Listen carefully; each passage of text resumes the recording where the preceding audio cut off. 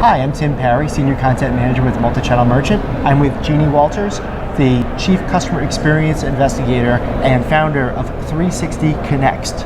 And we are at IRCE 2013, and we're going to talk a little bit about customer experience and what we're hearing at the show. Jeannie, as we head into the holiday 2013, what should merchants be most concerned about when it comes to providing their customers a great customer experience?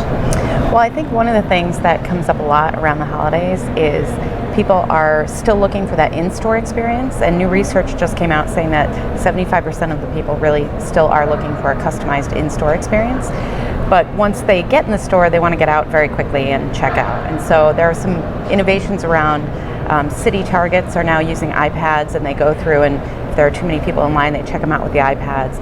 Trying to ease that checkout process, I think, is going to be really, really critical for holiday.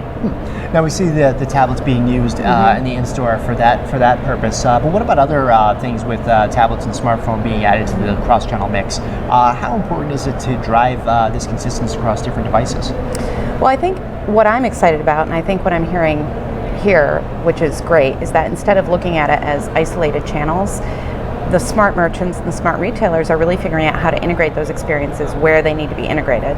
So, for instance, Walmart is starting to pilot some things where they're having a mobile shopping list for users in the store, but it pre-populates with things that people may have bought online or in the store, and once somebody uses that app in the store, it can help them with an in-store experience, but then they can also translate that to ordering online if they run out of something, and it's all very integrated into one kind of omni-channel presence instead of really looking at it as these isolated silos, which I really think is cool.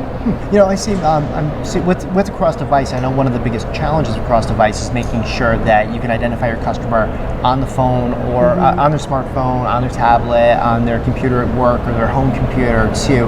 How much of a challenge is that for merchants right now, and what are you seeing retailers do to make that a little easier? Well, I think it goes hand in hand with that idea of how do you integrate the experiences so that you can really recognize the person. There's a lot of talk about personalization and how to do that, but we heard from the Red Cross, that they talked about how it's about helping that person achieve that mission when they go to the site. And I think that's a big part of it. When you identify the purpose of why somebody's there and why they're using that device to interact with you, you can really recognize the user, even if it's not as personalized as maybe we want it to be. Not everybody has that technology yet, but you can really figure out what's somebody doing there, why are they using that device, and what's the best way to serve them in that moment. One thing I've noticed over the years is that the marketing side of business and the fulfillment side of business are getting closer and closer together. It's no more miscommunications between each other. How important is that in the overall customer experience? I think that's critical, and I think it's really exciting to see the marketers start responding to that and the back end start responding to that. One of my favorites recently is the Lazy Boy commercials where they're showing how to use the app in your house to really design something before you actually go to the store.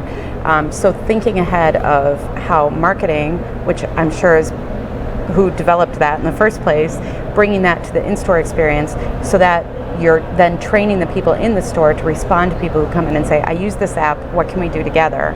That's really putting things together in cool ways that really serve the customer. Finally, you recently did a blog post on your site about closing the loop on customer feedback. How important is it for a merchant to listen to that customer feedback, and which ones, in your opinion, are doing a great job of that? Well, ironically, right now, I think JCPenney is actually stepping up and really responding to the customers that are telling them what they're happy and not happy with. And in fact, they started a whole campaign around We're Listening to You, and they brought back some of the brands that they had decided to move out because the customers told them that's what they wanted. So they're doing a great job. And then some of the old standbys. Starbucks does a great job with their My Starbucks ideas, where users can vote up and down based on if they believe that it's a good idea to implement, and then the corporation actually will take those ideas and turn them into something. Like the loyalty program was really customer initiated. So anything like that I think is really cool, because they're really not just saying we're listening, but they're showing that they're listening by responding to it in a really powerful way. Well, Jeannie, thank you so much for your time today at IRCE you. 2013. I know it's been a busy show for you, so thank you very much. Thank you. Great.